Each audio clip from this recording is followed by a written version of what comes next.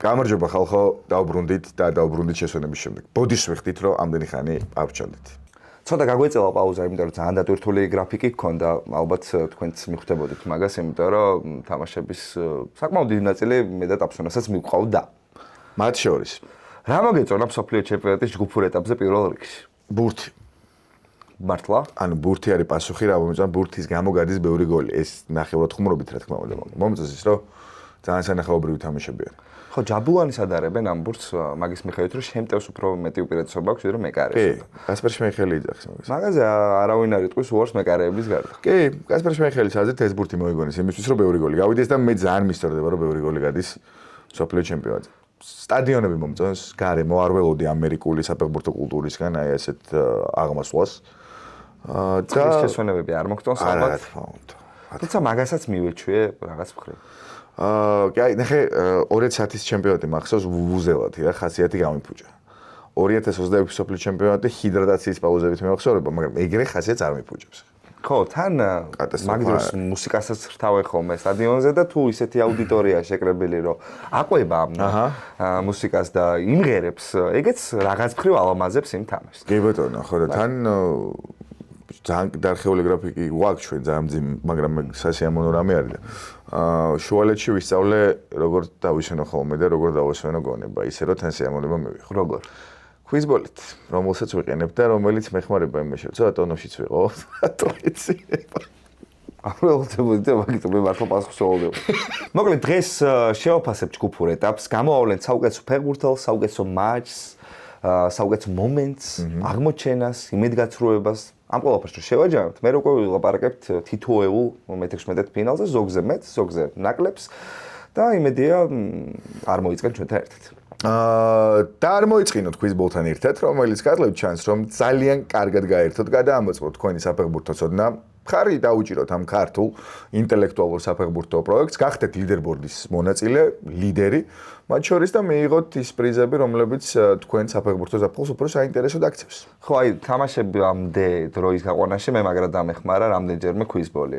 ორჯერ მომიწია დილის 6-ზე თამაშს დაყვანა და აი ყველაზე მეტად ჭირს აი ხამის 3 საათიდან დროის გაყვანა, იმიტომ რომ მაგ დროს უკვე ჩემ მეგობრებსაც ძინავთ სალაპარაკოც არავინაა ჩატში და აი მაგ დროს ხვიზბოლი მეხმარებოდა. არ დამეძინოს და წკავდა მე უკვე ჩათრეული მოდიხარ ტაქსითან ავტობუსი აღარ დილის 5 საათზე თბილისში. ასევე შემშევით რომ ჩვენ გვყავს ახალი პარტნიორი და ეს პარტნიორი არის Coca-Cola, რომელიც ჩვენი პარტნიორი იქნება მთელი მსოფლიო ჩემპიონატის განმავლობაში. ბატონო ნიკოლოზ, როგორი ამბავია ეს? ძალიან კარგი ამბავია ჩვენთვისაც და იმ ადამიანებისთვის, ვინც შეიძენს Coca-Cola-ს ყვითელი თავისახურით, თუმცა არა მხოლოდ Coca-Cola-ს, ვინც შეიძენს Fanta-ს, მაგალითად, ვინც შეიძენს სიახლეს, ბროწეულის Fanta-ს. ვინც ამ 10 ნიშნაგოც შეიყვანს აპლიკაციაში და მიიღებს გათამაშების ერთ ბილეთს. ტალსო, ვინ იყო შენთვის თავარი აღმოჩენა ჯგუფურ ეტაპზე?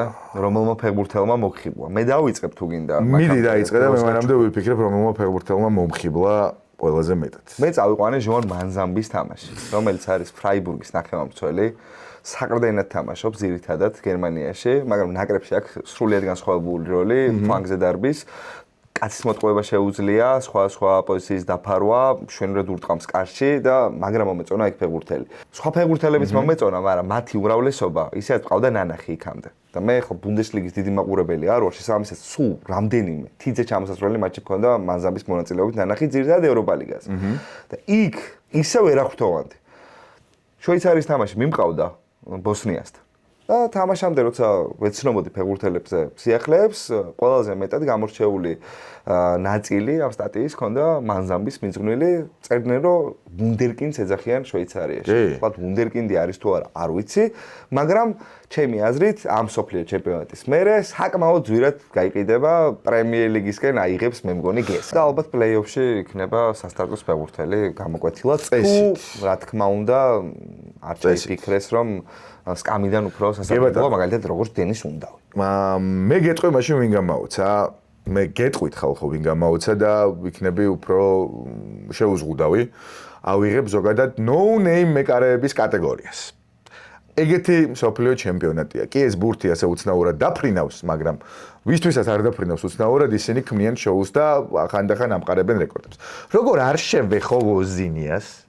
40 წლის კაცს, რომელიც შარშან საერთოდ კარიერის დასრულებაზე ფიქრობდა და სულ ცოტა ხანში ლიონელ მესის წინააღმდეგ გითამაშეს პლეი-ოფში, კაცმა კარი მშრალად შეინახა.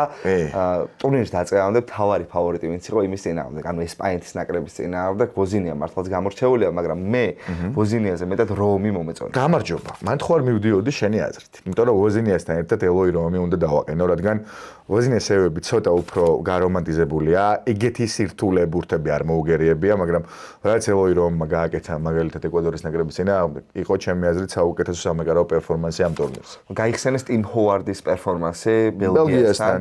ოღონდ ისიც სათქმელია, რომ ტიმ ჰოვარდს იმ თამაში კარი მშრალად არ შეუნახავს და თან რეკორდის მოსახსნელად დაჭერდა 120 წუთი და არა 90. კი ბატონო. შესაბამისად თავისუფლად გაუწევს კონკურენტს. აბსოლუტურად. და მე მოდი გავასამებ. გასამებ. ვოზინიას ვიტყვი, ელოი რომს ვიტყვი და ალირეზა ბეირანოვანს ვიტყვი. ირანელ მეგარეს.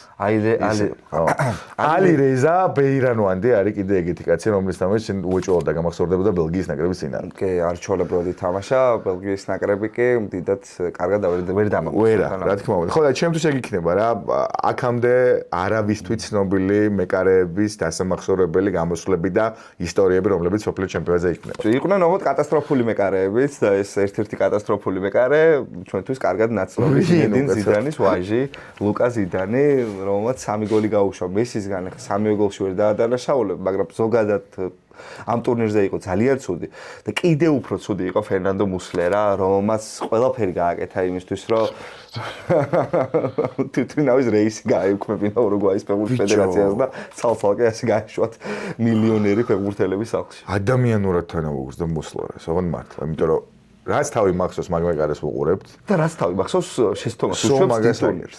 კი, 2018-ში საფრანგეთთანაც გაკეთებული, 2000-ში გავიგე. შეიძლება ჯაბულანის ბრალია და მაგას მიეწერო, მაგრამ 2026-ში ხო აღარ არის ტრიონდას ბრალი. ძალიან მწუხვარ, იმიტომ რომ მუსლერა თვითონ გვიყვებოდა თავის განცდებს. ბავშვობაში რომ ბრუნდებოდა თავის ერთ-ერთ ინტერვიუში ამბობდა, რომ ყველა გაშვებული გოლის მერე ვტიროდი და ყველა მარცხში ვადანაშაულებდი საკუთარ თავს. და ამიტომ ხა მარტივია, გაუგო რას ფიქრობს თავის გამოსვლაზე და რამდენად დიდი ტვირთი აქვს მხრებზე. ბიჭო, მაგრა ჩემეცოდა თან ბიელსასთვის თავად უთხოვია პირველი ტაიმის მე რომ შემცვალეო. და აი ეგ ისეთი ამბავია, რომ თან ტიპი ბოლო სოფლიო ჩემპიონატს ატარებს და ეგეთ ამბამდე რომ მიდის და ეგეთ სიტყვებამდე, ესე იგი ძალიან ცუდად და აბსოლუტურად. რავი, უთანაგრძნობ ჩემი სათანაგრძნობი თუ რა მეჭირს? რა მეჭირს უთანაგრძნობა. მაგ კატეგორიაში ანდრო თანაგრძნობის პონტში ასევე გავიყვან ფერან ტორეს და აქვე ღიად ვეტყვი კიდე ხალხს, რომ მიუხედავად იმისა, რომ მაგ ადამიანის გაფუჭებული მომენტები ხანდახან სხეულზე ჭრილობასავით ამესახება და მტკივა.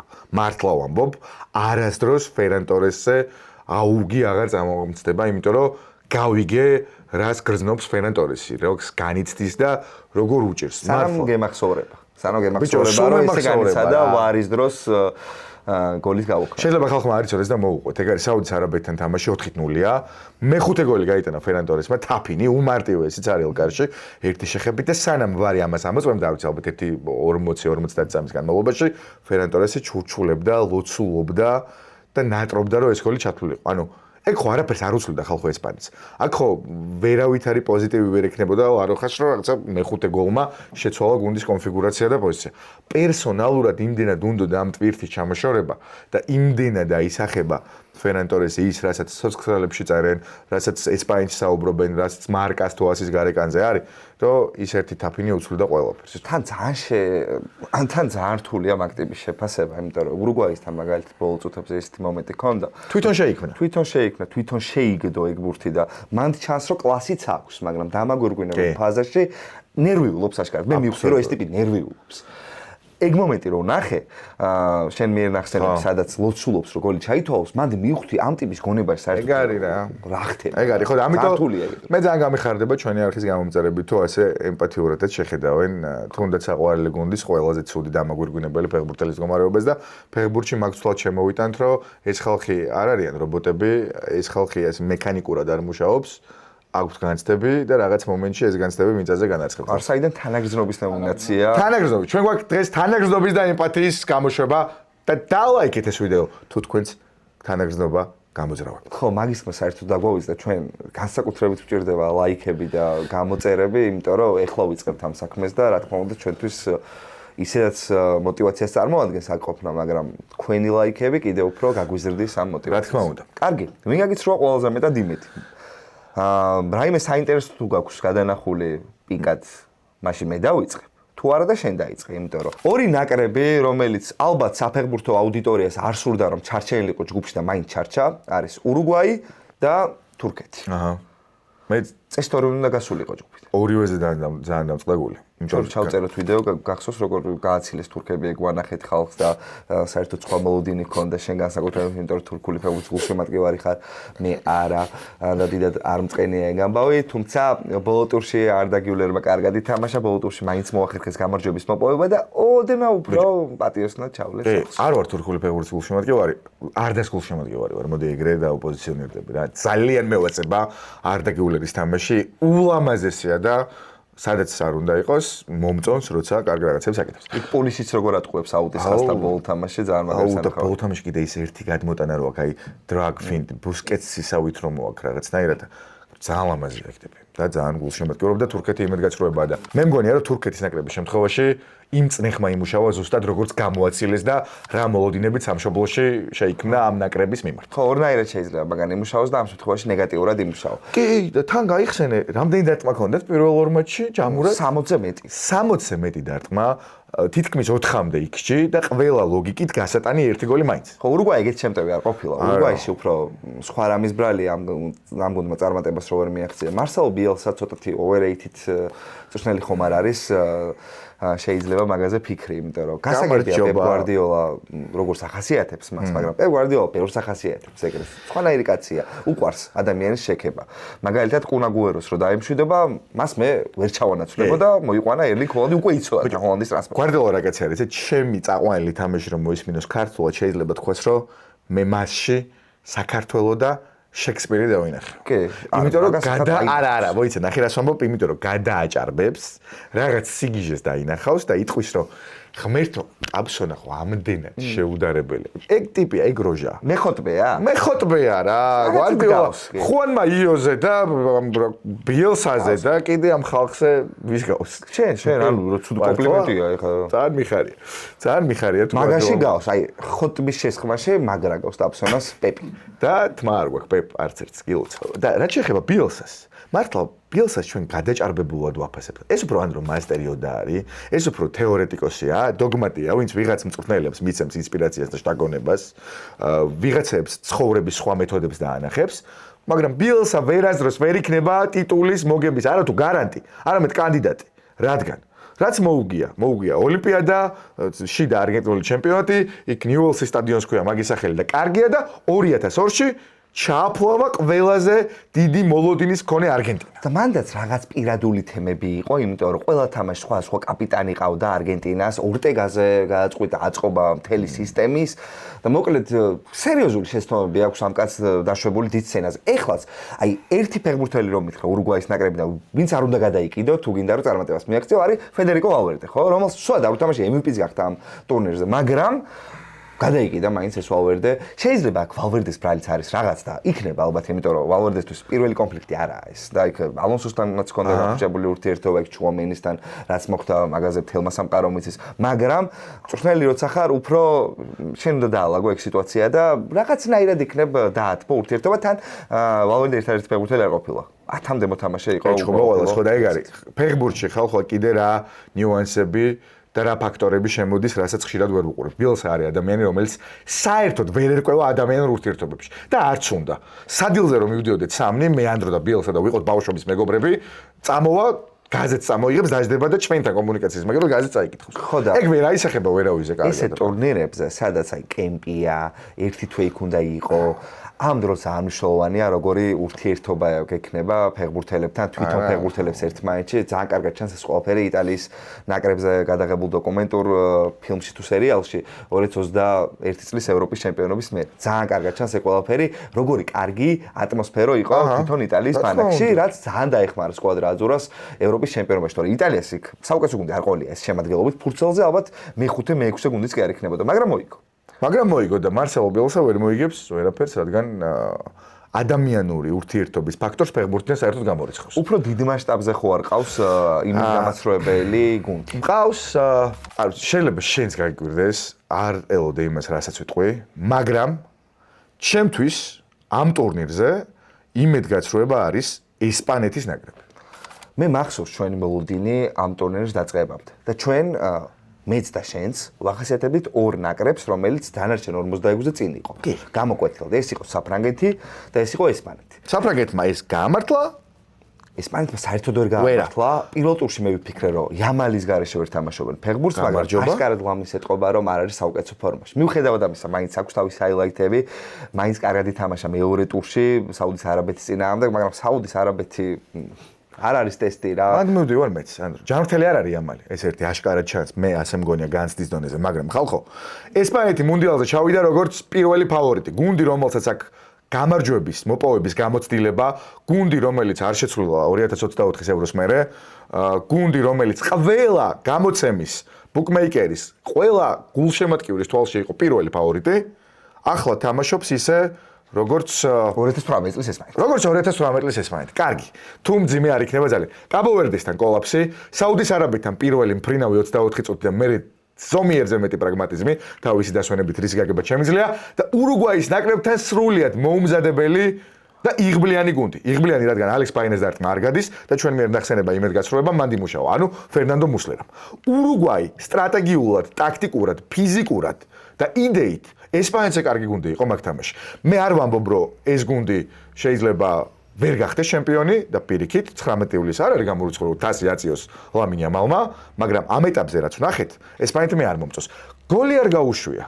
გასაგებია, გავიგე, რომ უგოლოდ შეინახა სამივე თამაში გარე. მაგრამ მეტოქებს ხო ვითვალისწინებთ ანდრო.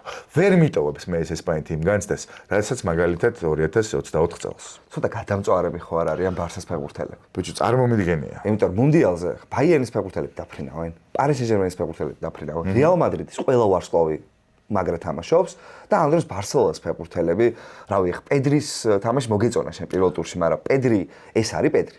არა, ეს არ არის პედრის მაქსიმუმი. ბევრად მეც. რა თქმა უნდა, რა თქმა უნდა. ფლიკი თითქმის ვერ ასვენებდა ბარსელონას, კარგი ფაქტორი შემოაგდა რა. თითქმის ვერ ასვენებდა ბარსელონას და ამის გამო ძალიან ხშირად ეჩხუბებოდნენ. ვერ ასვენებდა მათ შორის უმნიშვნელო არასატურნირო დატვირთვის მქონე მატჩებშიც და შეიძლება ეს ფაქტორია ერთადერთი, ვინც ბარსას შემოგვიელობიდან ამ ტურნირზე ბრწყინავს, არის პაუ კუბარსი და თამამად შეიძლება მაგის აღმოჩენების გაყვანა. უნაკლოდ თამაშობს. და მარკუს რაშფორდი, რომელიც ბარსელონას წევრი აღარ არის. ნუ მარკუს რაშფორდი, რომელიც ხო ჯერჯერობით ნორმალურად არ ვიცით, სად თამაშობს ფეხბურთს. ხალხო, ამიტომ მინდა რომ ძალიან გასაგებად თქვა ეგ ამბავი მოლოდინებთან შეფარდებით იმ განწყობასთან, იმ ხარისხთან, რასაც ესპანეთმა მიგვეჩვია, არა მხოლოდ ევროზე, არამედ მოსამზადებელ ეტაპზეც და საკვალიფიკაციო ეტაპზეც, თურქეთთან ნაჩვენებით თამაშით, როცა 6-0 წამოიღეს, იქიდან ყველა ერთხმად შეაფასა რომ საკლუბო ფეხბურთს თამაშობს სანაკრებო ასპარეზზე ესპანეთიო ეს არც საკლუბო აი შენ დოკუმენტი ხელს მოაწერე რომ ესპანეთი ყველაზე კარგი გუნდია სოფლიოში რა თქმა უნდა ყველა ხელი მოაწერა გავიგეთ რომ ეს არის საკლუბო ფეხბურთი და ახლა ამის ნიშნებს ვერ ვხედავთ შეიძლება დელაფუეტა ყველაფერი შეცვალოს შეიძლება პრამი ლამინ იამალი ვნახოთ მაგრამ მე როგორც გულშემატკივარს რომელსაც არ აქვს ნეიტრალური გრძნობები ესპანეთთან პირიქით ძალიან მქონაგობი და მინდა ამ გუნდის წარმატება ჯერჯერობით ვერ დავინახე საჩემპიონო ხარისხი და სრულიად საპირისპირო შთაბეჭდილება დატოვა ნიდერლანდების ნაკრებმა. მე არ მქონდა დიდი მოლოდინი ორანიესგან. ბავშვობიდან მომწონდა ეს ნაკრები, არიან რობენის პირადი გულშემატკივარი ვარ და ყოველთვის ვსურდა რომ წარმატებისთვის მიეღწია სანაკრებო დონეზე და ახლოსაც იყო მაგასთან. ეს ნიდერლანდების ნაკრები ფურცელზე ვერ მხიბლავდა. საერთოდ ვერ მხიბლავდა. შეტევაში როცა თავარი ძალა არის კოდი გაკპო, მემფის დეპაი, დონიელ მალენი, თუნდაც დონიელ მალენი შემოაგდე ის კაცი, შენ ბრობი რო არის ბირო დავინახე სასტარტო შემადგენლობაში მეორე ტურის დაწყებამდე ვიფიქრე რომ მეც რა უნდა ქნას ამ გუნდმა, მაგრამ ვაღიარებ. ძალიან კარგი პერფორმანსი ვნახეთ.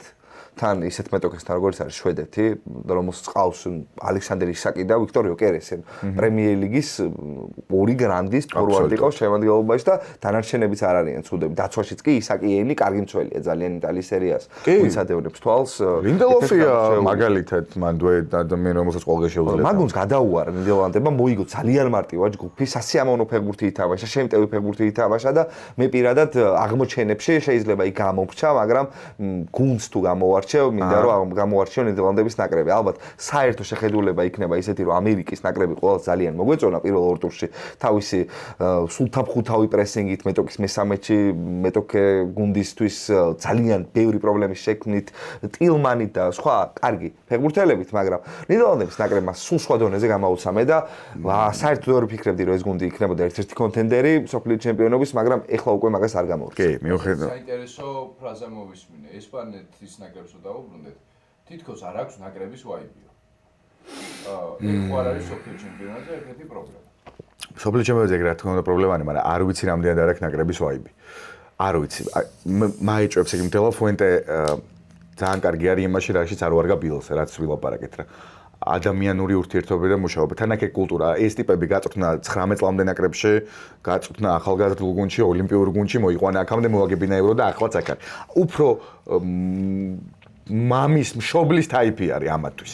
და ეგ მგონია რომ გუნდურობას ხელს ძალიან უწყობს. მიუხედავად იმისა, რომ ხო, ნუ ნიკო დამტრეული არის და ნიკოს ფაქტორი ასევე იმუშავებს და შეიძლება კიდევ რაღაც თამაშებში ვერ მიიღოს მონაწილეობა და ძალიან ზღუდავს ეგ ყველაფერი ესპანეთის ნაკრებს ბაინა როგორი კარგი გარემარბიც არ უნდა იყოს ესპანეთი ნიკოს გარეშე ვალდებულია რომ ცენტრალური ზონიდან შეუტიოს ანდრო იმიტომ რომ ლამინი ამალს კეტავენ ლამინი ამალს 4-5 ფეხბურთელი ეთამაშება მარჯვნივ და ცენტრალურ ზონაში მიკელ მერინო ვერ იქნება იმდენად კარგი ფანტაზისტა რომ რობერტო ბაჯო გაგვახსენოს შანსი ვერ არის მოწოდების სიმაღლეზე ერთფეროვანია ფურიაროხა ჯგუფურ ეტაპზე და ნახოთ, აბა ავსტრია კარგი ტესტი იქნება. ავსტრია სხვა და არ უთამაში არგენტინასთან. თუ შეიძლება, ჩემი სიტყვები უკან წამაღებინეთ და ესპანეთის ნაკრები ათამაშდეს ისე როგორც ამას ველოდით და როგორც ეს ნანახი გვაქვს.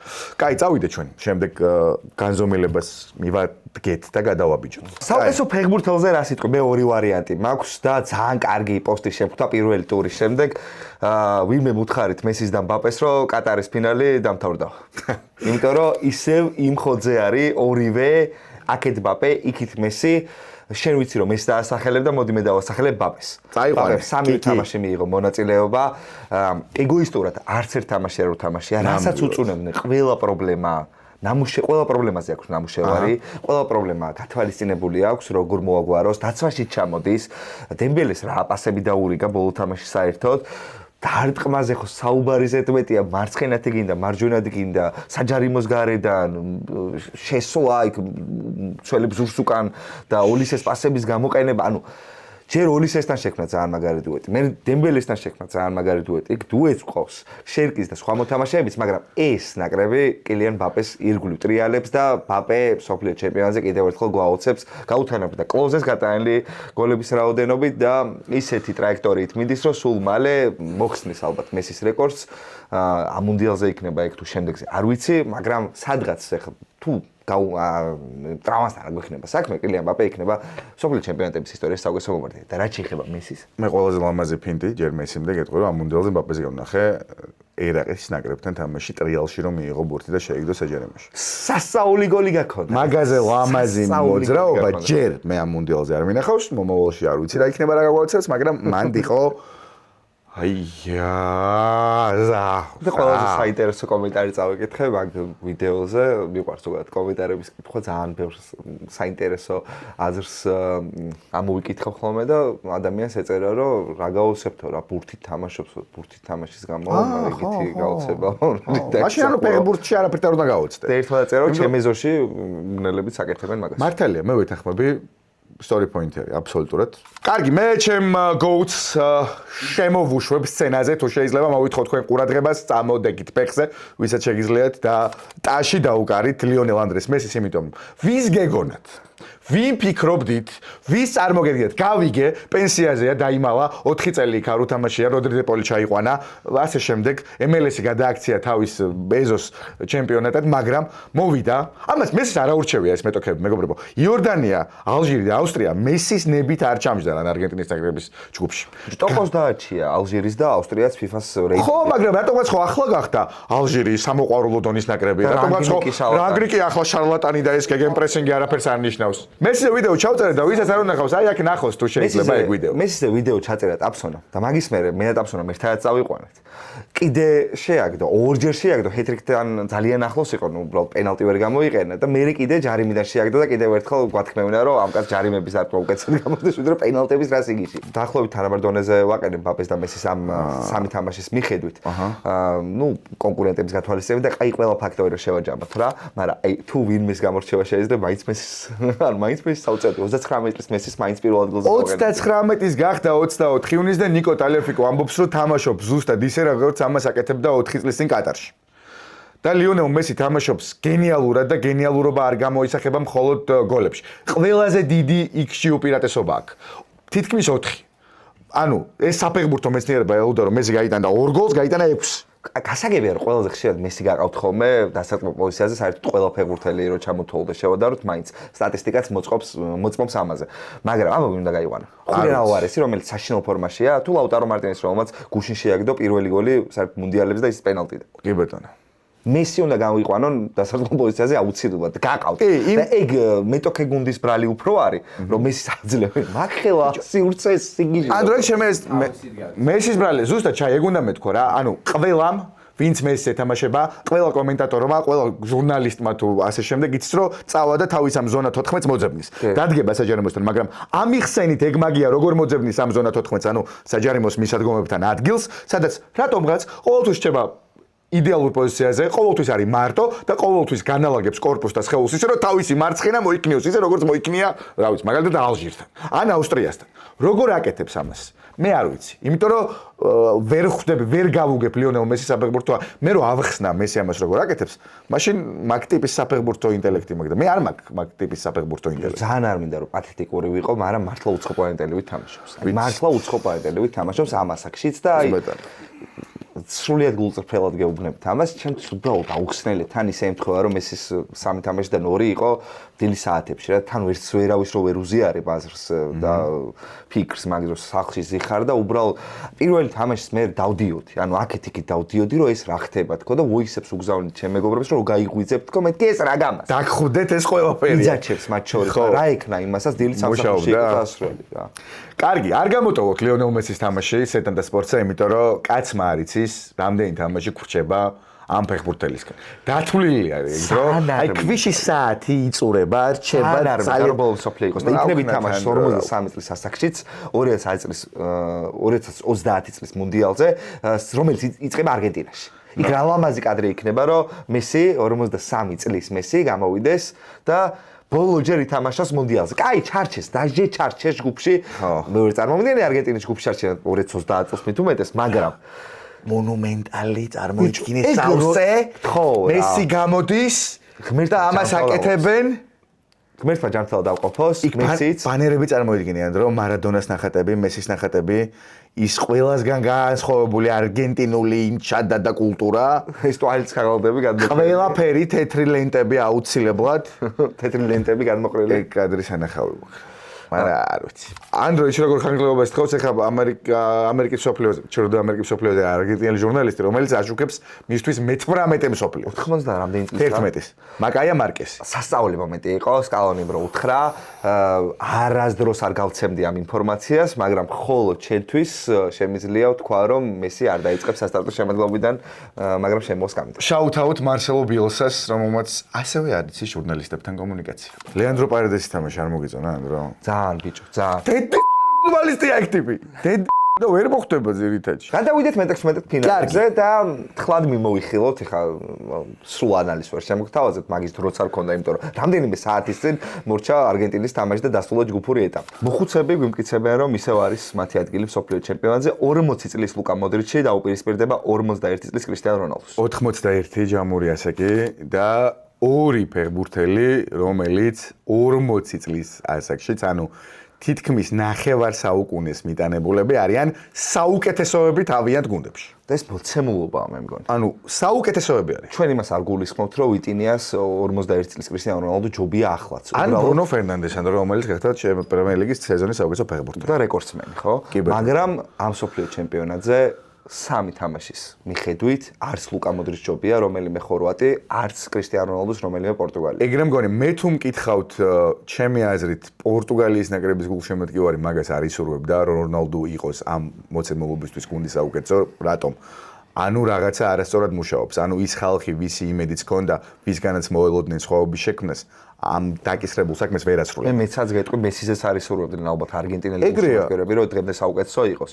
და ხულიან ალვარესი და დანარჩენები ალბათ მომატება საჭიროებენ იმისთვის, რომ მიაღწიონ ფინალამდე. კი, სანამ მე წარმომიდგენია, რომ აი ლისაბონის უამაზეს ქუჩებში პარასკევს აღამოსაც მთვრალი ადამიანები მაგას ლაპარაკობენ, რომ ბიჭო, რონალდუ, რა თქმა უნდა, ყველაზე კარგია ჩვენ ნაკრებში, მაგრამ აი ეს რამდენად ზრდის იმის შანსებს, რომ პორტუგალია მივა ფინალამდე. ეს რონალდუ უკეთესია ვიდრე 2022 წელს კატარში ნანახი კრისტიანო. ეს რონალდუ უკეთესია ვიდრე კატარში ნანახი კრისტიანო, იმიტომ რომ არის უფრო ალტრუისტული, მეტად ორიენტირებული ჯამურ შედეგზე. ძალიან კარგი არის ერთი შეხებით თამაში, ანუ ეს ლინკაპები, ბილდაპი აქვს მშვენიერი, 2 ძალიან ოსტატური გოლი გაიტანა უზბეკეთთან და მე კოლუმბიასთან თამაშიც ყველაზე მეტად რონალდუ მომეწონა. კი, იქ მაგრატელამ მცდელობაც ჰქონდა. თან ალტრუისტი რო არის ამას სტანდარტულების დროსაც ავლენს მაგალითად ის გათამაშება რო გავიხსენოთ უზბეკეთთან, სადაც ძალიან მშვენივრად იმსახიობა, იქ რო გაიქცა ბრუნო ფერნანდეს მე რო გადაატარა ბურთი. და როცა არ დაარტყა, აი ყველაზე დასარტყმელ სიტუაციაში ჯარიმინდა და ნუნუ მენდეს დაუთ. ძალიან ინტერესო მოსაზრება მგზურში მიხურე, რომ პორტუგალია ჯერ იმდენად ფეხბურთით ვერ გვაუწევს, როგორც თეატრალური დადგმებით. აი გუში მაგალითად კუთხურის ჩაწოდებისას რონალდუ რო მეკარესთან იყო უკანა ხაზზე. კარში რო იყო შესული. კი. უცებ გაათა. დაოს რო დაუგორეს. ეს ყველაფერი არის ოსტინ მაკფლარის, უკაცრავად. მაკფის შემოქმედება, რომელიც ასტონ ვილაში მუშაობს, რომელსაც თუ ადევნებ თვალს პრემიერ ლიგასთან, თუნდაც ევროპა ლიგის ფინალს უყურეთ, აუცილებლად მიიქცევა თქვენ ყურადღებას თავისი გაშლილი თქმით და გარეგნობით, მაგრამ პირველ რიგში თავისი გამორჩეული ტაქტიკით კუთხურების და ჯარიმების დროს და პორტუგალიის ერთ-ერთი მთავარი ძალა სწორედ ეს იქნება აბსოლუტურად. პორტუგალიის ნაკრები ხვდება ხორვატიას, ხორვატიის ბარიერს თუ დააძლევს მეოთხედფინალში ელოდება ესპანეთის ნაკრები. ესპანეთს თუ გაივლის, მე ელოდება შედარებით მსუბუქი მეტოქე და შეიძლება გუნდი იყოს ამერიკის შეერთებული შტატები. თუმცა ერთ-ერთი აღმოჩენა ამ ტურნირის ცალსახად და ნახევარფინალში არის კიკი. მოკლედ, ანუ საფრანგეთი. ამ სოფლიო ჩემპიონატს თუ მოიგებს კრისტიანო რონალდუ, ეს იქნება ერთ-ერთი ყველაზე რთულად მოგებული მუნდიალი ისტორიაში და არ ვიცი GOAT დებატებს შეცვლის თუ არა, მე ხა იმდენად ჩამოყალიბებულად ვარ ჩემ აზრზე და თან ისე თამაშობს მესი ამ მუნდიალზე, რომ ვერაფერი ვერ შემეცვლება, რაც არ უნდა მოხდეს, მართლა რაც არ უნდა მოხდეს, მაგრამ რავი, ბევრი ადამიანი იტყვის, რომ რონალდუ GOAT-ია. თუ რონალდუ, რა თქმა უნდა, მაგ თამაშებში იქნება ისევ თავარი გმირი. ჩემი აზრით, რონალდუ სოფლიო ჩემპიონობის შემთხვევაში რაც მოხდება, არის იდეა და რაღაც ტიპის რწმენა, არ ვიცი ფილოსოფიური, რომ შენაც ფეხბურთს მიეცი, ფეხბურთისგან ადეკვატურად დაიბრუნე რა. ეგ იქნება ძალიან კანონზომიერი, ძალიან სამართლიანი. პრაიმში არ მოიგებს, მაგრამ მაგას რა მნიშვნელობა აქვს? უფრო რომანტიკული ისტორია გამბოდის 41 წლის ტიპის ტრიუმფი, ჩემი აზრით. ისე როგორც მე პირადად მერჩვენა, რომ მესის 2022 წელს მოიგო სოფლიო ჩემპიონატი და არა 2014-ში. თუმცა ასევე ახლოს იყო ჩემპიონობასთან. იმიტომ რომ მე ზოგადად მესის მოხუცი ვერსია უფრო მომწონს 2015-დან მოხუცი არ ეთქვის რა თქმა უნდა, მაგრამ მანდედან დაღვინებული მესი უფრო ჩემი მესი არის, ვიდრე ის რაღაცა 35 კმ/სთ-ით რო გარბოდა და ბურთის წართმევას ის ტრაპეზე არავის შეეძლო. და სრულყოფილი იყო ლუკა მოდრიჩი ბოლო ტურში, ბევრმა ალბათ ინგლისის თამაშს უყურეთ პანამასთან, მე და ლუკა მილორავას მივყავდა ხორვატია განა და იმ თამაშში ლუკა მოდრიჩმა ითამაშა უბრალოდ ფანტასტიკურად, ყველაზე ასაკოვანი ფეხბურთელი გახდა სოფლიო ჩემპიონატების ისტორიაში, საგოლე გადაცემა მიითვალა. დაცვაში ძალიან მაგრა ითამაშა, რამდენიმე ძალიან რთული ბურთი დაბლოკა, შეტევებს ისევ ლუკა მოდრიჩი იწყებდა და ის კუთხურის როგორ ჩამოაწოდა, ეგეც ანახავია, მე მაგალითად გამახსენა 2014 წელს რამოსის გატანილი გოლი ლისაბონის ფინალში. კი ბატონო, ამიტომ ხა რაც დავფიქრდი, ყოველ ვარიანტში გვექნება ერთი სევ და ერთი გულისწყობა და ერთი ძალიან დიდი თავი და ისტორია დასრულდება მაგ მე-16 ფინალში, ძალიან სუსტია უბრალოდ ხორვატია რა, მიჩოჩიალობს მართლა. კი ბატონო. კი, გასაგებია ხა ლუკა მოდრიჩმა შესაძლოა დაუშვა ინგლისის ნაკრებთან პენალტი აიკიდა და ვერ ქონდა კარგი პერფორმანსი, მაგრამ ხა ბელინგემი 150 მილიონიანი კამეჩი როგორც ჩაიეცახის. როგორც ჩაიძახის 150 მილიონიანი კამეჩი, ელიოტ ანდერსონი, რომელიც მართლა ძალიან კაი ფეხბურთელია და დეკლან რაისი, ან მაგნახევარდაცვის წინააღმდეგ 40 წლის ლუკა მოდრის მიხმარება პატარა რაკეტიჩი მაინც ჭირდება რა, უბრალოდ პრაიმში. მარტო ვერაფერს ვერ იზამდა და მაგიტომაც შეესწრო. პორტუგალიის ნაკრებისგან მეველოდები რობერტო მარტინესის უკეთეს სელექციას, მაინტერესებს რას მიხვდება მაგალითად ვეიგას მონაწილეობით პროცესში, მაგალითად დალოს მონაწილეობით პროცესში და მაგალითად რაფაელ ლეაუს მონაწილეობით პროცესში, იმიტომ რომ პორტუგალიას არ ყავს უკეთესი ვინგერი დღესაც კი გასაგებია რომ ლეაუს ჩაუვარდა სეზონი, გასაგებია რომ მთელი სეზონი ალეგრი მოინის ცენტრში კი არა და თავდამსხმელად დათამაშა, რომელიც არ არის ლეაუს პოზიცია, მაგრამ კოლუმბიასთან თამაშიც კი ლეაუმ დაამტკიცა რომ მასზე სახიფათო შემტევი პორტუგალიას ფლანგიდან არ ყავს. კი, ანდრო, მე დავამატებ რაღაცას მაშინ. ჩემთვის შემწარმოსახვაში პორტუგალიას კაცის უკეთ მომტყუებელი ფეხბურთელი არა. მე არ ვამბობ რომ კილიან მბაპეს და იამალის დონეა რაფაელ ლეაუ, სადღაც შეიძლება პერსპექტივაში შეეძლო მაგდონეზე ასვლა, მაგრამ უკვე ისეთ ასაკში არის, აღარ არის პატარა ბიჭი და ალბათ ეგეთ ფეხბურთს ვეღარ ითამაშებს. თუმცა, როცა პედრო ნეტუს და კონსენსაუს და აი ამათ ფეხბურთს, ჟოაო ფელიქსის ფეხბურთს უყურებ, რაფაელ ლეაუ მათ ბევრად უკეთესია და პორტუგალიის თუ სურს წარმატების მიღწევა, რა თქმა უნდა სურს,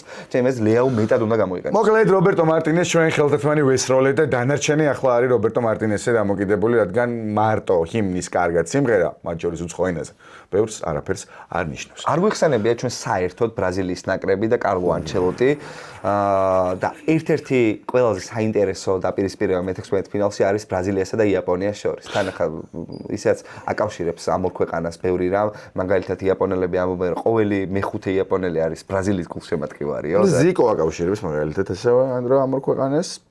აკავშირებს ასევე პირველი 10-იანი რუი ნამოში თუ სწორად მახსოვს, რომელიც ბრაზილიელი იყო და იაპონიის ნაკრების შემადგენლობაში დაწერა თავის ამბები. ჩემთვის აი ამ ცოცხალ რენკინგში, ლაივ პროცესში, რასაც მივუყვებით, სოფლიოს დროს ბრაზილია არის ტოპ 3 ფავორიტში. ტოპ 3-ში. ჩემთვის მე 3 კარგი გუნდის თამაში ვნახე სოფლიოს. ანუ ნახე ფავორიტს ვისი თამაში მომეწონა. მომეწონა საფრანგეთი, მომეწონა არგენტინა, მომეწონა ბრაზილიის ნაკრები. აი ეს 3 გუნდი. ისის გასათვალისწინებელია რომ საკმაოდ მარტივი მეტროქეები ყავდა ბრაზილიის ნაკრებს ჰაიტისა და შოტლანდიის სახით და პირველ თამაში მაროკოსთან ალბათ არ მოგწონები. მაროკოსთან არ მომეწონა, მაგრამ მომეწონა ის რომ იგორ ტიაგოს ამდენად აღარ დაეყრდნობა კარლო ანჩელოტი. როგორც კი მოაშორეს იგორ ტიაგოს სასტარტო შემადგენლობას, ეგრევე დაიწყო ბრაზილიის შეტევამ ამოქმედება. რაიანი ძალიან კარგი ბიჭია. ძალიან. იშვიათი პრემიერ ლიგელია, რომლის ჰაიპიც რეალურია ჩემი აზრით. რომლის ჰაიპიც მართლა რეალურია, იმიტომ რომ ფორმულში გამოჩენის დღიდან ეგრევე დაატყო თავის ხელი და სემენიოს არ ყოფნა და წასვლა ზამთარში წავიდა ხო 70 მილიონიანი ფეხბურთელი, თუმცა არ დაატყობია ეს ყველაფერი კი ნამ ჩემპიონთა ლიგაზე გავიდა. ლუკას პაკეტა როგორ მოხსენს? ლუკას პაკეტაც მომწონს. ბრუნო გიმარაესი ძალიან მომწონს და ყოჩა ნიკაისებოას, ხა შეიძლება სოფლიო ჩემპიონატის საუკეთესო ფეხბურთელი არ არის, მაგრამ ის საგოლე გადაცემა გექნება შენ ნახე შოტლანდიასთან რაც გააკეთა, ძალიან მაგარი ასისტი. კაზემირო დაიწყო ცოტა ასაკი, ცოტა შედელებულია და საინტერესოა უკვე პლეიოფში როგორ ითამაშეს, მაგრამ ვინისიუს ჯუნიორი არის კარიერის საუკეთესო ფორმასთან მიახლოებული და მართლა პაპა კარლოს გამოთვლილი კაცი არის. ჩვენ რო გავიგოთ ბრაზილიური განწყობები, ვინისიუს ყოველთვის მხდებოდა მათრახი ბრაზილიელი კომაგისგან იმის გამო რომ ნაკრებში კარგად ვერ თამაშობდა. 3 მატჩი ჩაატარა და უკვე საუკეთესო სარაკრებო ტურნირს ატარებს კარიერაში. ვინისიუს ჯუნიორი ახლა არის საუკეთესო ბრაზილიელი, ვინისიუს ჯუნიორი არის ტიპი, რომელსაც შეუძლია ლიდერის მანტიით გაუძღვას ნაკრებს. უეჭველად. თავარი ლიდერი, მაშინ როცა რაფინიას იქ პრობლემები აქვს მინდორზე და მინდურის გარეთ, ტრავმა და სასამართლო და ცოლი და მამის მიერ გაფლანგული ქონება, როგორც ამბობენ, ამ დროს ვინისიუსი საკუთარ თავზე იღებს ყველაფერს და არის ნომერ პირველი ვარსკვლავი. ნეიმარზე რა სიტყვით აქვს? ნეიმარზე ვიტყვი იმას, რომ ერთ-ერთი ყველაზე ემოციური მომენტი არის ზუსტად მაგის გამოსვლა შოტლანდიის ნაკრებთან მოედანზე და ნეიმარი უბრალოდ მიუხედავად იმისა, რომ სისტრაფე დაკარგულია, ჩემთვის არის ჯადოქართა, ანუ ელ მაგოთა კატეგორიიდან და თუ მოედანზე იქნება, მგონია რომ ნეიმარულ საქმეს მაინც გააკეთებს. ოდნავ დაბალ სიჩქარეზე, ოდნავ დაბალ ტემპში, მაგრამ ეს ტიპი არის ერთ-ერთი ყველაზე ნიჭიერი მოთამაშე, ვინც ფეხბურთს ოდესმე უნახავს. ძალიან არ მინდა რომ შევეგუო იმ ფაქტს, რომ ნეიმარი დამთავრებული. მაგრამ გავსე ყველაფერი სიმართლეს, ძალიან შენელებულია, უბრალოდ მე სანტოშიც უყურებდი მის თამაშებს. უყურებდი მესის თამაშებსაც ბოლო პერიოდში რა, იმიტომ რომ იქამდე ძალიან დატვირთული სეზონი ჰქონდა და არ მეცალა მაგისთვის. ბოლო თამაშებს უყურე მესისაც და ნეიმარის. მესის მოგწერე კიდეც ეს თამაშს დროს, რომ ეს ისევ ითამაშებს სოფლიო ჩემპიონატზე ისე როგორც გონია თქო, თუ გახსოვს მართლა. მახსოვს რა თქმა უნდა. რა თქმა უნდა. ნეიმარზე არაფერი არ მომიწერია, იმიტომ რომ ნეიმარი მე მესისე მაგრამ მიყვარს. და ძალიან მიჭირს მაგის გააზრება და სიმართლეს რო თვალებში შევხედო რომ ნეიმარი დამთავრებულია და იქნება მე მგონია რომ თავისი ვარსკვლავური მომენტი ექნება ამ სოფლიოს. ერთი გოლი გაიტანოს და მე მგონია რომ ნეიმარს თავისი ვარსკვლავური მომენტი ჩემპიონობას ვერ მოვთხოვ. ვერ უბრალოდ რა ალისონი იყო ერთადერთი კაცი მოედანზე ვინც მაგაზე ცოტა ერბინა აჩქარების მხრივ და შემდეგ. სირბილი ყოველთვის არ არის პანაცეა და არ არის 15 წუთი ექნება. 25 იმედია. 25 ექნება. იმედია 25 წუთი ექნება ნეიმარს. მე მაგ ვერსიას რომ ბიჭო ვერ ვარ პოზიტიურად განწყობილი, მაგრამ ყველაზე მეტად გამიხარდება თუ მაგრამ ერთიც არის რა ყველაფერი კარგად. მუშაობს. კარლო ანჩო გასაკეთებს ყველაფერი კარგად და ნეიმარი არც არის ეგეთი ტიპი, რომ თანაგუნდელებთან აერიოს თან კარლო უბრალოდ სისტემა აწყო ანდრო, ხო და არ ვიცი რამდენად დააყენებს ამ სისტემას დაშლის საფრთხის წინაშე, იმით რომ ნეიმარს უფრო ძალაუფლება გაუზარდოს და მისცეს მეტი დრო. ამ დაცვის თუ გჯერა ისეთ შეპტევებთან როგორც ყოს იაპონიას, ისეთ სწრაფ იაპონიასთან ჯერა. გჯერა ხო? იაპონიასთან ჯერა. ნორვეგიასთან, რომელიც პოტენციურად შეიძლება შემდეგ შეხვდეს. არ ვიცი.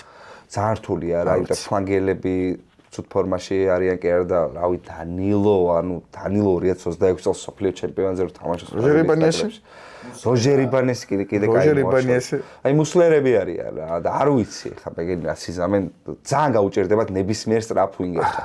აი ლეაუ გონია რომ გადაულის უბრალოდ მარჯვენა ფლანგზე ვინც არ უნდა დაინახოს. კარგი, ჩვენ ბრაზილიაზე ვეც ვილაპარაკებთ, იმედია ჩვენ გვექნება კიდე გადაცემა, რომელიც სოფლიოს ამბებს მიმოიხილავს. კი, ჩვენ ყველა ეტაპის მერე გვექნება ესეთი გადაცემა და შუაში კიდე პატარა სიურპრიზებიც იქნება. იაპონიაზე რა თქვი, ალბათ ერთ-ერთი აღმოჩენა იყო შენთვისაც ჯგუფურ ეტაპს. ძალიან მომწონს იდეურად როგორც მიყვება ქვეყანა ფეხბურთის განვითარების საკითხს. ეს არის რაღაც სამუშაო ეთიკა ჩადებული ფეხბურთში, თამაში რომელსაც ჭირდება ფანტაზია და აი ამ ეთიკას და ფანტაზიას იაპონია ძალიან კარგად ახვედრებს ერთმანეთს. ბიჭო, დოკუმენტური ფილმი გადაიღეს ბელგიასთან გაშვებულ გოლზე, რომელსაც ქვია 14 წამი. 14 და რომელიც ყველა შეცდომა არის დეტალურად სამეცნიერო დონეზე იკვლევს რატომ არ უნდა გამოევლინა იაპონიას სიჩქარე, რატომ არ უნდა აყოლო და ბელგიის ტემპს და რატომ არ უნდა დაეძლია შეტევაში წასვლის სურვილს პრაგმატიზმი. მე მაგ ხალხს მეშინი. ეგ ხალხი 2050 წლამდე მსოფლიო ჩემპიონატს მოიგებს. ყოველ შემთხვევაში ეგრე ქვია პროექტი 2050 გეგმა, რომლითაც იაპონური ფეხბურთი ვითარდება. ხო და ას თამაშობენ ნიტომას და ინდოს გარეშე, ეგ ვიდა რომ უბრალოდ თქვა და გადავიდეთ შემდეგ წყვილზე, რომელიც არის გერმანია, პარაგვაი. გერმანია, პარაგვაი და სამწუხაროდ ნიკო შლოტერბეკი აღარ ითამაშებს მსოფლიო ჩემპიონატზე. ეგ არის ცუდი ამბავი, რადგან შლოტერბეკის კარიერული ეს თეზისი, რომ ის არის მსხვერპლი ფეხბურთელი გრძელდება. არადა ცალსახად არის საუკეთესო მცველი, რომელიც გერმანიას ახლა ხავს. ბურთის ამოტანა ძალიან უჭერს ბუნდესმაიშაფტს.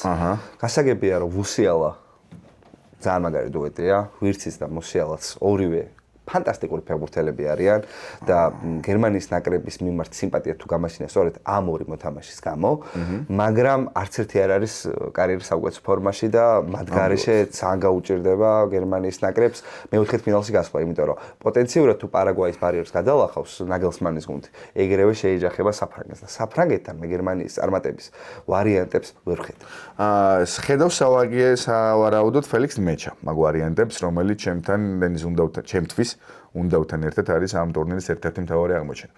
ფელიქს მეჩა არის ჯუდ ბელინგემ SQ ფეხბურთელი და ჩემთვის საუკეთესო პასის ავტორი ამ ტურნირზე, რომელსაც აკეთებს უნდავზე კოტ-დივუარის ნაკრების წინააღმდეგ. ნუ უნდავი ერთ-ერთი აღმოჩენა მუნდიალზე მართლა სკამიდან ჯოკერის სტატუსი უკეთესად არავის არ გამოუყენებია მსოფლიო ჩემპიონატზე. მაგრამ გერმანიას ასევე აქვს რაღაცა ისტორიული სამართლიანობის იმედი, რომ სადღაც ფლორიან ვირცი უნდა აფეთქდეს, ამას უნდა მიყვეს ჯამალ მუსიალა.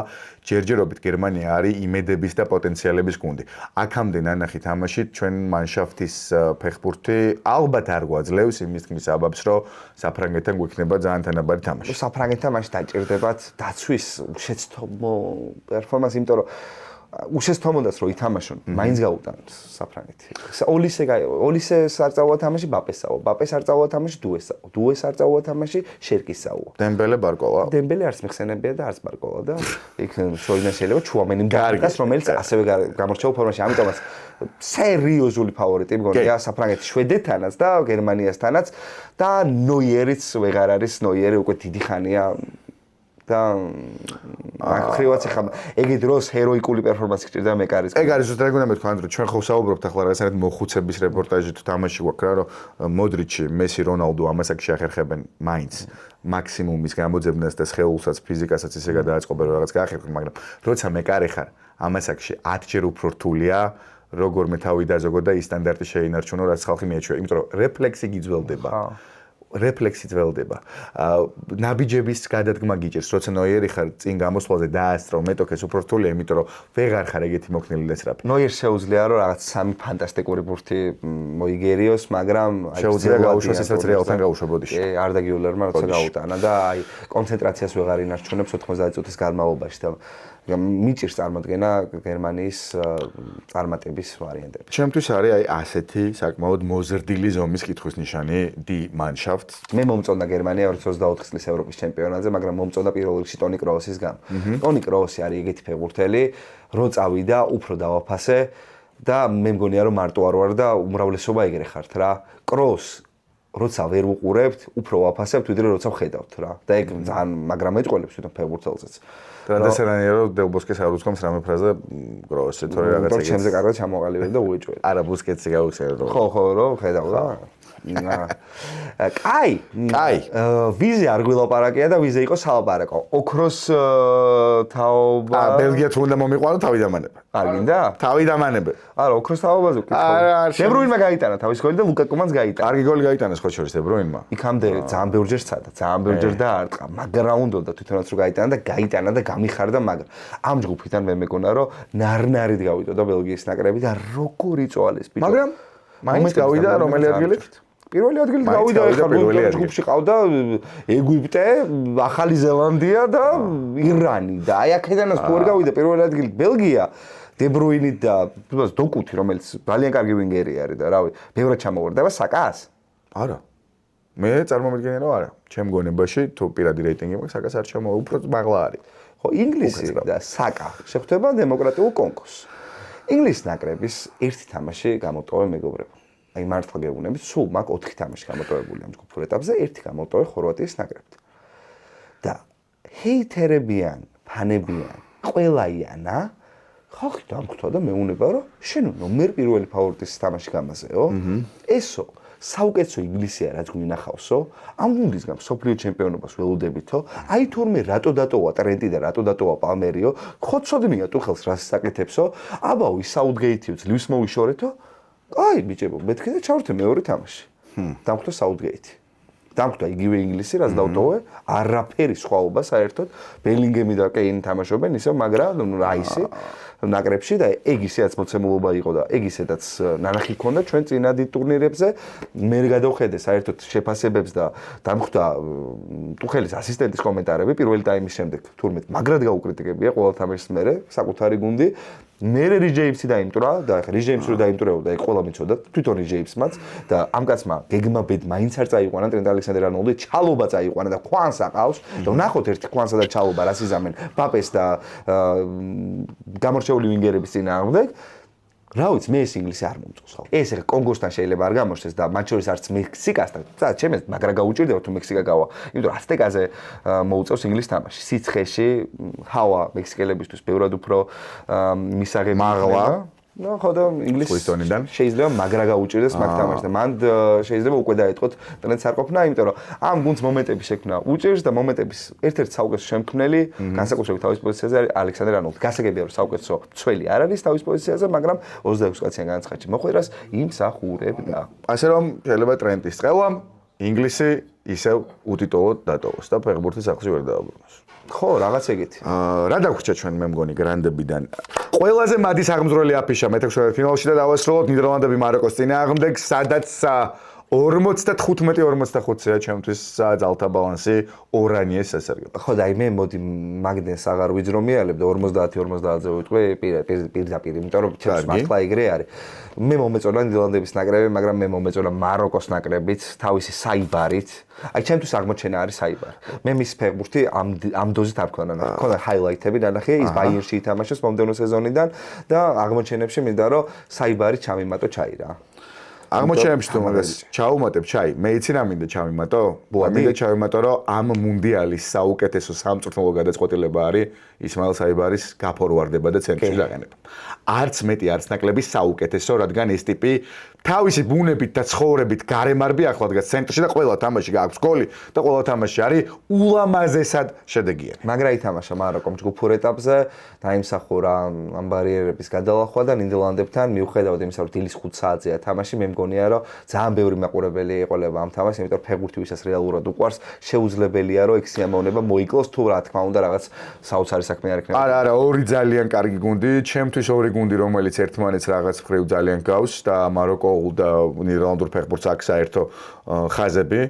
მათ შორის ნურის სამწუხაროდ ყოფით, რომელიც ჯერ კიდევ კომაშერია, აიაქსის ტალანტი, ეგ არის ახლა მთავარი ხიდი. ყველაზე დიდი თამაში საიტან და სპორტზე მეგობრებო, მსოფლიო ჩემპიონატის გაშვება მთელი დატვირთვით გრძელდება YouTube-ზე თუ ჩვენს არხებზე, ასე რომ უბრალოდ არ გამოტოვოთ ნიდერლანდები მაროკო, ეს მიუხედავად იმისა, რომ დილის 5 საათზე არის თამაში. და მე შევხედავდი ასევე კოტ-დივუარი ნორვეგიის თამაშსაც აუცილებლად. აი დანარჩენი წყვილებიდან ეს წყვილი მართლა გამორჩეულია. კოტ-დივუარის ნაკრები პირველად გავიდა მსოფლიო ჩემპიონატის პლეი-ოფში, მიუხედავად იმისა, რომ ვარსკვლავური თაობა ყოლია წილოებს აქამდე თავისი დროგბათი და იაია ტურეთი, მაგრამ არასდროს არ უმართლებდათ დაფსონ.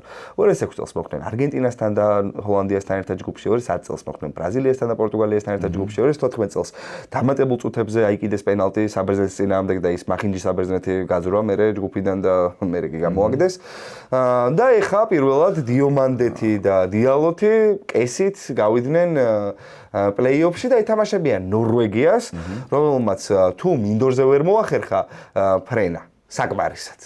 გულშემატკივრებმა იფრინეს და ყველაზე დასამახსოვრებელი გულშემატკივრები მე მგონი ნორვეგიას ყავს ამ ტურნირზე თავისი როთი. კი, ხო ვთქვით რომ ამ ტურნირს აქ რაღაც თავის ხაზები და უეჭველად ტოპ ლაინებში ჩასასმელი არის, რასაც ნორვეგიის ნაკრების კომაგე აკეთებს ამერიკის და ნიუ-იორკის ქუჩებში. და კოტ-დივუარის ბრალი არის საერთოდ რომ გერმანიას ის თამაში ვერ მოუგო, რადგან ჩემთვის აქ ყველაზე კლაჩ გაფუჭებული მომენტი ტურნირზე არის ადინგრას გადაწყვეტილება, რომელმაც ყველაფერი წყალში ჩაყარა. კოტ-დივუარი მაგ თამაშს იგებდა მეგობრებო და კოტ-დივუარი ნორვეგია არის სანახავი შეხვედრა. სოლბაკენის გადაწყვეტილებაზე რას თქვი, რომ 10 კაცი დაასვენა საფრანგეთთან ბოლო მატჩში. არ მომწონს ჯგუფის მოგება. მე მგონია რომ ფეხბურთში კარმული მოქმედებები საკმაოდ ხშირად გწის, ვერ ხვდები რატო წავიდა ამ გადაწყვეტილებაზე, რატომ არ უღირდა პირველი ადგილისთვის ბრძოლა, რადგან უკეთესი ბადე ხო არ ვიცი.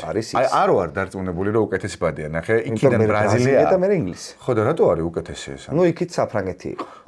საფრანგეთი როგორ იქნებოდა? საფრანგეთს ხვდებოდა. საფრანგეთი როგორ იქნებოდა? საფრანგეთის ნაცვლად ჩაჯდებოდა. მე არ ვიცი, სოლბაკენმა თუ თქვა რომ დაჯდა და აი ხლა მოდი მე ბრაზილია, ინგლისთან თამაში მირჩევნია. ვიდრე მაროკოსთან და გერმანიასთან. მაგრა გამიკვირდებოდა აუცილებლად ეგ გადაწყვეტილება. ხო და არ ვიცი, არ მესმის მაგ გადაწყვეტილების მე. არ ნუ ფურცელზე გადაწყვეტილების გამო ჩემი ორი dark horse-ი ხდება ერთმანეთს. კოტ-დივუარი და ნორვეგია ჩაის ერთი გუნდი გაიწვა. ძალიან საინტერესო თამაში იქნება. მეც ორივე მომწონს. სანახავი თამაში აუცილებლად და სანახავი გათამაშება 19 ივლისს კოკა-კოლასგან, რომელიც გრანდიოზულად შეაჯამებს მთელი მსოფლიო ჩემპიონატის პროცესს. კოლა და მუნდიალი არის სიმბოლოები, ამაზე მოწმობს როჟე მილას ცეკვა. 1990 წელს იტალიაში ბანერთან, ამაზე მოწმობს ყველა სხვა ტიპის რეკლამატო კამპანია, რომელსაც ეს ბრენდი გვთავაზობს ფეხბურთის დროს. 19 ივლისამდე შეიძინეთ ყვითელთავსახურიანი Coca-Cola Zero, Coca-Cola კლასიკი, Fanta და Fanta პორტოხალი და Fanta ბროწეული. ეს 4 სასმელი მოგცემ თქვენ 10 ნიშნა კოდს, რომელსაც ჩაწერთ იმ აპლიკაციაში, რომლის გადმოწერათ აი ამ QR კოდის დასკანერებით შეგიძლიათ თქვენს smartphone-ებში. თითოეული კოდი, გაზრდოთ თითოეულ ბილეთს იმ დოლურაში, ძალიან ბევრი ბილეთი იქნება და თან ქულების დაგერიცხებაც შეგიძლიათ ეს ქულები გადაცვალოთ სხვადასხვა პრიზებში. ერთი თავსახური, ერთი შანსი, ლეგენდარული გათამაშება 19 ივლისს 5 იღბლიანი გამარჯვებულით 5000 ლარი, 10000 ლარი, Sony ტელევიზორი, PlayStation-თან ერთად, gaming კომპლექტი და ლეგენდარული არა. ყველაზე დაუნდობელი Kia EV6 GT Line. გთხოვთ რომ გამოგვიწეროთ, ვისაც გისწორდებათ ჩვენი ვიდეოების ყურება და სიამოვნებას იღებთ, მაგით ძალიან დაგვეხმარებით. გთხოვთ რომ დაალაიქოთ ეს ვიდეო, რომ მეტმა ადამიანმა ნახოს და გთხოვთ რომ დაგვიწეროთ თქვენი აზრი ისე როგორც ამ ვიდეოზე და ამ ვიდეოში განხილულ თემებზე, ასევე იმაზე, რა კონტენტის ნახვა გესიამოვნებოდათ ჩვენს YouTube არხზე, რადგან ჩვენ ახლა ვიწყებთ, გამოუცდელები ვართ ამ ამბავში და გაგვიხარდებოდა თუ მოგცემდით რჩევებს. ვიღებთ ნებისმიერ რჩევას, მიუყვებით თქვენ სურვილებს, ვითვალისწინებთ ჩვენ მუღამებს და ვეცდებით რომ დიდი ხანი ვიდეოდან ვიდეომდე აღარ გალოდინოთ. გამოიწერეთ არხი, დაგვალაიქეთ, ხარში დაგვიდექით და დაგველოდეთ. ჩვენ ძალიან გვიყვარხართ, ოღონდ მართლა.